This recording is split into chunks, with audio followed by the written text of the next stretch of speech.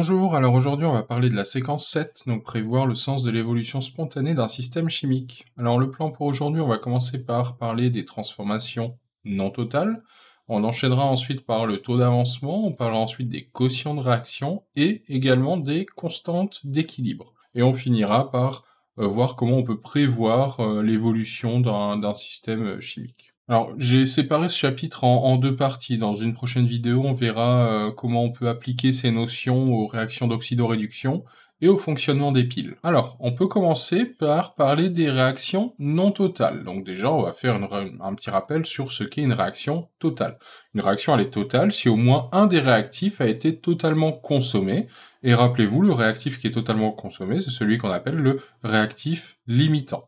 Eh ben, tout simplement, par opposition à cette définition, si un système atteint un état d'équilibre, c'est-à-dire que la réaction s'arrête avant la disparition d'un réactif, on parle de réaction non totale. Donc dans une réaction non totale, on n'aura pas de réactif limitant. Donc, on peut prendre l'exemple déjà. Alors ici, j'ai une réaction. Les espèces chimiques, mes réactifs grand A et grand B vont former mes produits grand C et grand D. Cette notation, on va la noter 1. Donc, ça, c'est, vous le savez, des réactifs qui forment des produits. Et donc là, ce sens-là, c'est ce qu'on va appeler le sens direct de la réaction. Mes réactifs forment mes produits. Mais on peut avoir un cas aussi où mes produits C et D vont réagir entre eux pour à nouveau reformer les réactifs de base. Donc en fait, la réaction inverse. On va avoir des produits qui vont former des réactifs. Et donc ça, on va appeler ça le sens indirect de la réaction. Alors, si j'ai mes espèces chimiques grand A et grand B qui peuvent former grand C et grand D, mais que j'ai aussi l'inverse, grand C et grand D peuvent former grand A et grand B, ben en fait, je vais avoir une réaction qui va être équilibrée. Au bout d'un certain temps, je vais atteindre un équilibre chimique, et on va modéliser, en fait, on va écrire cette équation de réaction à l'aide d'une double flèche, et cette double flèche, en fait, va nous montrer que la réaction se passe dans les deux sens.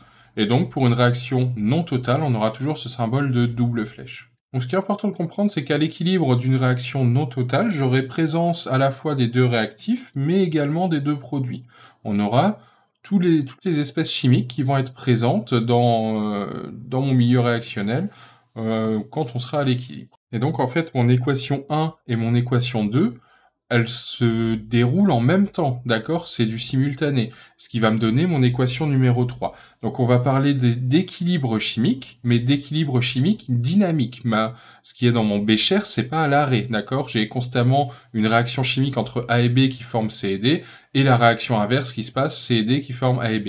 Et cette combinaison, entre guillemets, des deux réactions va me fournir mon équation numéro 3 qui va être équilibrée. On va avoir un équilibre chimique dynamique. Alors, on va parler un petit peu du taux d'avancement. Donc déjà, rappel sur l'avancement maximal. Donc pour les réactions totales, l'avancement final d'une réaction, qu'on note XF, eh ben, il est égal à l'avancement maximal que l'on note Xmax. Donc vous avez souvent eu l'habitude en première de calculer l'avancement maximal pour une réaction totale. Eh ben, rappelez-vous, la valeur de l'avancement maximal, elle dépend de la quantité de matière initiale en réactif limitant. On reverra un petit peu plus tard la méthode pour calculer Xmax. Eh bien, lors d'une réaction non totale, cet avancement maximal, il n'est pas atteint. On a un avancement final XF qui est inférieur à la valeur de Xmax. Et pour caractériser un petit peu le type de réaction que l'on a, est-ce qu'on est proche de l'avancement maximal, est-ce qu'on est assez loin de l'avancement maximal, eh ben on va calculer le taux d'avancement de la réaction et on va faire tout simplement le rapport entre l'avancement final et l'avancement maximal. Donc taux, on le note taux, est égal à XF divisé par Xmax, donc avancement final divisé par avancement maximal. Et un taux d'évolution, vous allez pouvoir l'exprimer en pourcentage. Si taux est proche de 1, eh ben on le voit dans l'équation, ça veut dire que XF est relativement proche de Xmax, et donc la réaction va être considérée comme totale. Par contre, si taux est compris entre 0 et 1, ça veut dire que XF est inférieur à Xmax, et donc la réaction n'est pas totale. Alors ici, on parle de réaction non totale, vous entendrez aussi assez souvent le terme de réaction limitée. Alors on peut regarder un petit peu, on va essayer de compléter un tableau d'avancement dans le cas d'une réaction équilibrée. J'ai que deux lignes ici, j'ai pas mis mon état intermédiaire. Donc première ligne, état final, l'avancement est égal à 0, ma réaction n'a pas commencé. Et deuxième ligne, état final, mon avancement est égal à XF. Donc première ligne, je rentre mes 4 quantités de matière. Vous avez souvent eu l'habitude de compléter des tableaux où la quantité de matière en espèces grand C et grand D était égale à 0. Eh bien, ce ne sera pas toujours forcément le cas. Ici, on pourra avoir des mélanges où on a déjà présence des produits en solution. Donc, je vais noter les NI A, donc la quantité de matière en espèces grand A, grand B, grand C et grand D. Vous le savez, on doit ensuite soustraire ou ajouter l'avancement de la réaction pondéré par le coefficient stoichiométrique, donc NIA moins A fois XF, avec petit a le coefficient stoichiométrique, et pour mes produits, regardez, on ajoute l'avancement de la réaction.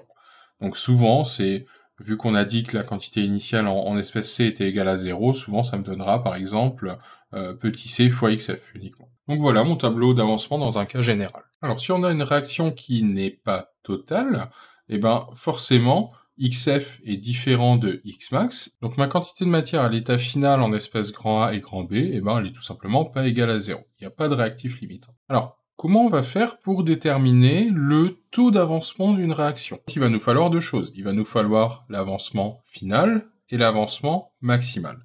Pour déterminer l'avancement final, soit on vous le donnera directement dans l'énoncé, soit on va pouvoir le déterminer en réalisant une mesure sur une des espèces chimiques à l'état final. Par exemple, si je commence à mesurer mon pH ou mon absorbance, par exemple, pour une espèce chimique qui serait colorée, sur une des espèces présentes à l'état final, je vais pouvoir en déduire la valeur de XF, et donc connaître l'avancement final de ma réaction. Condition évidemment que je connaisse la quantité de matière initiale qu'on avait introduit dans notre milieu réactionnel. Ensuite, pour calculer Xmax, ça vous savez faire, on suppose que la réaction est totale et on essaye de déterminer qui est le réactif limitant et en déduire la valeur de l'avancement maximal. Et ensuite, on peut tout simplement calculer la valeur du taux d'avancement. Si on a un taux d'avancement qui est proche de 1, ça veut dire qu'on a une réaction qui est totale. Si on a un taux d'avancement qui est compris entre 0 et 1, j'ai une réaction qui est non totale. On va prendre un exemple. Un petit exo qui vous est fourni ici. Moi, je vous conseille évidemment de mettre pause et d'essayer de faire cet exo, et la correction va suivre. On vous dit que le fluorure d'hydrogène, HF, réagit avec l'eau selon la réaction d'équation, et l'équation vous est fournie ici à droite. Une solution d'acide fluorique est préparée en ajoutant 10 millimoles de fluorure d'hydrogène dans un volume d'eau de 1 litre. Le pH mesuré, à l'équilibre, est égal à 2,65 unités de pH. Donc calculer l'avancement final XF et le taux d'avancement. Donc si on veut calculer le taux d'avancement, il nous faudra l'avancement maximal également, puis en déduire le caractère total ou non de la réaction. Première chose à faire, tableau d'avancement. Si je commence à compléter mon tableau d'avancement, qu'est-ce que je vais obtenir? Mon état initial, x égale 0, mon état final, x égale xf. Je reprends ce qu'on a fait tout à l'heure. Je mets par exemple pour ma première case mon quantité de matière initiale en fluorure d'hydrogène HF. Dans l'état final, ce sera cette quantité initiale moins l'avancement de ma réaction, moins XF. J'ai pas de coefficient stoichiométrique ici. L'eau est en excès, et mes produits, a priori, leur quantité est égale à 0 au début de la réaction. On verra que c'est pas exactement vrai pour H3O+, mais on va négliger et on va dire que c'est égal à 0. Et donc, dans mon état final, j'ai 0 plus XF, donc directement XF. Eh bien, regardez ici, si je mesure la valeur du pH, j'ai le pH qui est égal à 2,65. Le pH est relié directement à la concentration d'H3O+, d'ion oxonium. Donc je vais pouvoir déterminer la valeur de cette concentration et en déduire la valeur de XF. Alors avant de commencer, qu'on soit bien clair là-dessus, je vous rappelle que la dernière ligne correspond aux quantités de matière que je vais noter N indice F à l'état final. Donc le pH que l'on mesure ici correspond directement à la concentration et donc à la quantité de matière en ion H3O+, à l'état final, à la dernière ligne de mon tableau. Donc on repart de notre formule, que vous connaissez, pH égale à moins log de H3O+, divisé par C0, je vais isoler directement H3O+, le faire en une seule étape, on l'a déjà vu, et on va faire notre application numérique, donc 1 multiplié par 10 puissance moins 2,65, et on trouve une concentration en ion H3O+, égale à 2,24, 10 puissance moins 3, mol par litre. Donc ça, à quelle quantité de matière ça correspond? Tout simplement, on a un volume d'1 litre, je vais partir de la formule N égale à C fois V, que vous connaissez, donc la concentration fois le volume. Le volume est de 1 litre, je multiplie par 1, et j'obtiens donc 2,2, 10 puissance moins 3 mol. Et donc cette quantité, vous pouvez voir, case tout en bas à droite de mon tableau, correspond directement à la valeur de XF. Donc XF est égal à 2,2 10 puissance moins 3 mol. On a l'avancement final de ma réaction. On va maintenant essayer de déterminer l'avancement maximal en supposant que ma réaction est totale. Donc si l'avancement était maximal, on aurait XF qui serait égal à Xmax. Et donc ma quantité de matière en fluorure d'hydrogène finale serait égale à 0, et donc la quantité de matière à l'état initial moins l'avancement maximal serait égal à 0. Avec ça, on en déduit très facilement que l'avancement maximal Xmax est égal à 10 fois 10 puissance moins 3 mol. C'est la valeur qu'on nous donne dans l'énoncé, 10 millimoles. Maintenant qu'on a la valeur de Xmax, de l'avancement maximal, et ben on va pouvoir en déduire le taux d'avancement, mais avant de faire ça, on peut directement comparer les deux valeurs. On voit bien ici que Xf est inférieur à Xmax, et donc j'ai une réaction qui est non totale. Si je calcule le taux d'avancement, donc taux est égal à Xs divisé par Xmax, j'obtiens 0,22, ce qui va me donner 22%. Donc en fait, l'avancement final ne représente que 22% de l'avancement maximal. Donc là, on est assez loin d'une réaction totale. Alors, on va passer maintenant au quotient de réaction. Donc, soit une réaction non totale entre deux réactifs et deux produits. On va pouvoir définir le quotient de réaction comme le rapport entre les concentrations des différentes espèces chimiques élevées à la puissance de leur coefficient stoichiométrique. Alors, ne paniquez pas quand vous allez voir la formule. Donc, si j'ai une équation grand A plus grand B, comme tout à l'heure, hein, va donner les produits grand C plus grand D avec leur coefficient stoichiométrique petit a, petit b, petit c, petit d, et ben je vais avoir le quotient de réaction qui va se calculer en utilisant cette formule. Donc en fait, regardez, je vais prendre les concentrations de mes produits que je vais diviser par C0, qui est la concentration de référence, en fait, qui est toujours égale à 1 mol par litre, et je vais élever le tout, regardez, à la puissance petit c et petit d, qui correspond tout simplement au coefficient stoichiométrique des espèces grand C et grand D. Et je vais diviser par la même chose, mais pour mes réactifs. Donc C0, la concentration de référence, comme on avait vu quand on avait vu la formule du pH ensemble, et le quotient de réaction QR est donc une grandeur qui est sans unité. Alors c'est une méthode à retenir hein, pour calculer le quotient de réaction. Généralement on se rappelle juste que c'est les produits divisés par les réactifs, et il ne faut pas oublier d'élever à la puissance avec les coefficients stoichiométriques. Une petite remarque, les solides et le solvant ne sont pas pris en compte dans le quotient de réaction, donc si on imagine que mes espèces chimiques sont solides, ou si, comme dans l'exemple d'avant, j'avais H2O qui était en excès, on les prend pas en compte dans le quotient de réaction, et c'est tout simplement égal à 1. Donc on va faire un exemple. Très simple, Fe2+, plus 2 HO-, donc mon ion fer2 plus 2 fois l'ion hydroxyde, va nous donner de l'hydroxyde de fer2 solide. Donc mon quotient de réaction, il va être égal au produit, divisé par mes réactifs, et bah regardez là, mon produit c'est un solide, donc on va tout simplement mettre 1, on va pas le compter, et en dessous mes deux réactifs, c'est la concentration en Fe2+, divisée par C0, et la concentration en ion hydroxyde divisée par C0. Attention, on a un 2 devant le HO-, le coefficient stoichiométrique, donc je vais élever au carré ma concentration en ion hydroxyde. Et si je simplifie un petit peu cette notation, je vais passer mes C0 au-dessus, j'obtiens C0 au cube, donc 1 au cube ça fera 1, d'accord, divisé par mes deux concentrations. Attention, je vous rappelle que H-, elle est élevée au carré. Alors, vous allez me dire, je comprends pas pourquoi on met C0, de toute façon c'est égal à 1. Ben, c'est juste pour avoir un quotient qui est sans unité. Regardez au-dessus, j'ai des moles par litre au cube, et en dessous, j'ai des moles par litre fois des moles par litre au carré, donc des moles par litre au cube également. Comme ça, j'ai un quotient de réaction qui est sans unité. Alors, le quotient de réaction, ça va être une grandeur qui va varier au fur et à mesure de ma réaction, en fonction de la quantité de réactifs et de produits que j'ai en solution. Mais, quand on est à l'équilibre, on va avoir une valeur pour le quotient de réaction qui va être une constante, et qui ne dépendra jamais des quantités initiales qu'on aura mis dans notre mélange. Et en fait, cette constante, c'est ce qu'on appelle tout simplement la constante d'équilibre, et on la note grand K. Donc cette constante grand K, elle correspond au quotient de réaction à l'équilibre. Donc grand K est égal à QR, virgule, équilibre. Donc ça change pas par rapport à la formule qu'on a tout à l'heure, c'est la même, c'est juste que j'ai rajouté mes concentrations, cette fois, à l'équilibre. Plusieurs cas possibles. Si j'ai K qui est environ égal à 1, et ben regardez le rapport, hein, c'est produit divisé par réactif, donc ça veut dire que si ce rapport est environ égal à 1, j'ai environ autant de réactifs que de produits, j'ai une équation qui est relativement équilibrée. Donc une réaction qui est bien sûr non totale. Si j'ai K qui est largement inférieur à 1, ça veut dire que c'est mon dénominateur qui est prépondérant, donc ce sont mes réactifs. Donc le sens indirect domine, c'est-à-dire que je vais avoir un sens vers la gauche, vers la formation des réactifs, d'accord? Mes réactifs, ils vont être que très peu transformés en produits. Et inversement, Si K est très grand par rapport à 1, eh ben, mes réactifs sont quasiment intégralement transformés en produit, et donc j'ai le sens direct qui est prépondérant qui va dominer. Et typiquement, à partir d'une constante de réaction supérieure à 10 puissance 4, on considère qu'on a une réaction qui est totale. Alors on l'a dit au début, hein, la constante d'équilibre, bah, c'est une constante, donc elle ne dépend pas des quantités de matière qu'on a introduites au début, à l'état initial. Par contre, elle dépend quand même des conditions de température et de pression. Alors à l'aide de cette constante d'équilibre et du quotient de réaction à l'instant, au début de ma réaction, du quotient de réaction initial, je vais pouvoir prévoir le sens de l'évolution d'un système chimique. Est-ce que ça va plutôt se faire dans le sens direct ou plutôt dans le sens indirect? Et bien en fait, une réaction chimique, elle est à l'équilibre lorsque son quotient de réaction initial, QR,I, est égal à la constante d'équilibre K.